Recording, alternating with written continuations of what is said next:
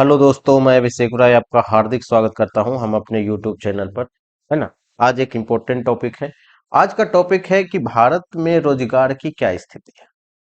आइए रोजगार की स्थिति हम देखेंगे पिछले 10 सालों से का लेखा जोखा, यानी जब से जो पीएम का टाइम आया है, नरेंद्र मोदी का जब से जो टाइम शुरू हुआ है 2014 से लेकर 2024 तक, है ना, उसमें क्या बदलाव हुआ है, हम उस पर नजर दौड़ाएंगे ताकि आपको ये समझ में आ जाए कि आखिरकार मामला चल क्या रहा है ना। ये चीजें शुरू करते हैं। ये चर्चा में क्यों है कि हाल ही में कर्नाटक की एक रिपोर्ट से पता चला है कि स्वरोजगार करने वाले श्रमिकों की हिस्सेदारी में वृद्धि हुई है, जबकि औपचारिक रोजगार वाले लोगों की हिस्सेदारी कम हुई है। स्वरोजगार का मतलब जो खुद का रोजगार चलाना चाहते हैं, स्टार्टअप, है ना।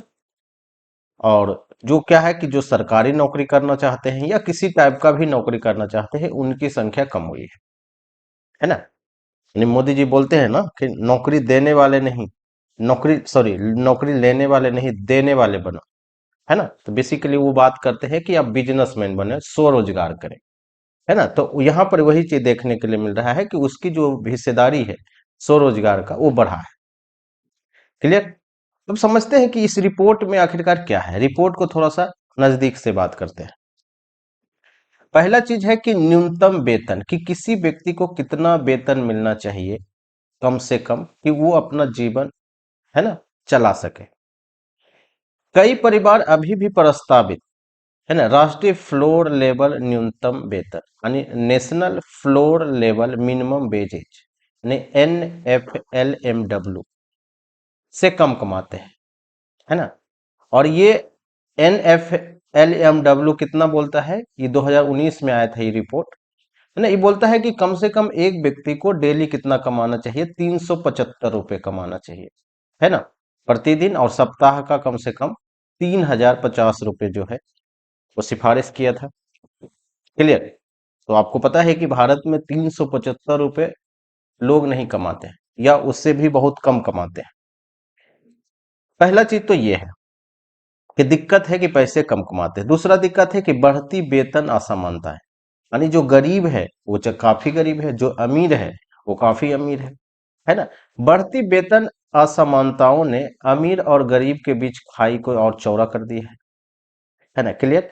और उसी में एक रिपोर्ट है विश्व असमानता डेटाबेस 2022 के अनुसार शीर्ष 1% यानी टॉप का जो है ना, ये वाला जो है, अगर इसको मान लेते हैं टॉप और इसको मान लेते हैं बॉटम। टॉप का मतलब यहाँ पर हुआ जो सबसे अमीर है, बॉटम का मतलब सबसे गरीब है। तो जो टॉप के 1% लोग हैं और 10% आबादी, है ना, के पास राष्ट्रीय आय का 22% जो है, इन्हीं के पास जो है, अगर 100 रुपये अगर पूरा देश का इनकम है तो 22 रुपया मात्र 1% लोगों के पास है ना। और 57% लोगों के पास कितना, 10% आबादी के पास। क्लियर है।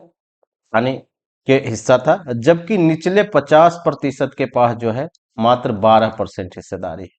यानी जो मात्र 50% जो लोग हैं वो कितना हिस्सेदारी रखते हैं कमाने में, मात्र 12%, है ना। दूसरी बात है कि मुद्रास्फीति के समायोजित करने पर वेतन आय में नगण्य वृद्धि हुई है, यानी जितना तेजी से महंगाई बढ़ा है उतना तेजी से वेतन नहीं बढ़ा है ना। ये भी चीजें है इस टाइम में देखने के लिए मिलता है। दूसरा है कम औपचारिक रोजगार, वही उसी की हम बात कर रहे हैं कि औपचारिक रोजगार यानी फॉर्मल और इनफॉर्मल, औपचारिक और अनौपचारिक। औपचारिक, औपचारिक रोजगार वैसे रोजगार को कहते हैं कि जहां पर अगर आप काम कर रहे हैं तो आपको जो है सोशल सिक्योरिटी मिले। सोशल सिक्योरिटी का मतलब है कि आपको पेंशन मिलना चाहिए, है ना, आपको पीएफ कटना चाहिए, है ना। तो वो सब जो टाइप है, मेडिकल सुविधा, इंश्योरेंस, है ना, ये सारा जो चीजें हैं इसी को बोलते हैं औपचारिक सेक्टर में। ऐसा हम सरकारी की बात नहीं, सरकारी में तो मिलता ही है, बहुत सारा प्राइवेट सेक्टर में भी ये चीजें मिलता है ना। जो लोग कंपनी में काम करते हैं उनको भी मिलता है। तो उस सारे रोजगार को जो बोलते हैं उसको बोलते हैं औपचारिक क्षेत्र। कम औपचारिक क्षेत्र हुआ, यानी औपचारिक क्षेत्र में रोजगार की हिस्सेदारी 25% से कम रही है ना। यानी जिसमें क्या है, सामाजिक सुरक्षा और इससे जुड़े अन्य लाभों को औपचारिक रोजगार की हिस्सेदारी स्थिर बनी हुई है, यानी बढ़ ही नहीं रहा है, जहां तक कम ही रहा है। क्लियर है। स्वरोजगार में वृद्धि हुआ, जैसे कि हम बताएं कि जो स्वरोजगार व्यक्तियों की संख्या में काफी वृद्धि है, यानी लोग अपना जो है वो स्टार्टअप चलाना चाह रहे हैं, है ना, सब्जी बेच रहे हैं, चाय बेच रहे हैं, है ना, उस टाइप का जो रोजगार है वो बढ़ा है। 2022-23 तक स्वरोजगार करने वाले की हिस्सेदारी 50% से ऊपर रही, काफी बढ़ा है। अगर आप रोजगार की हिस्सेदारी की बात करेंगे तो स्वरोजगार में महिलाओं की हिस्सेदारी सबसे अधिक थी, यानी महिलाएं सबसे आगे हैं।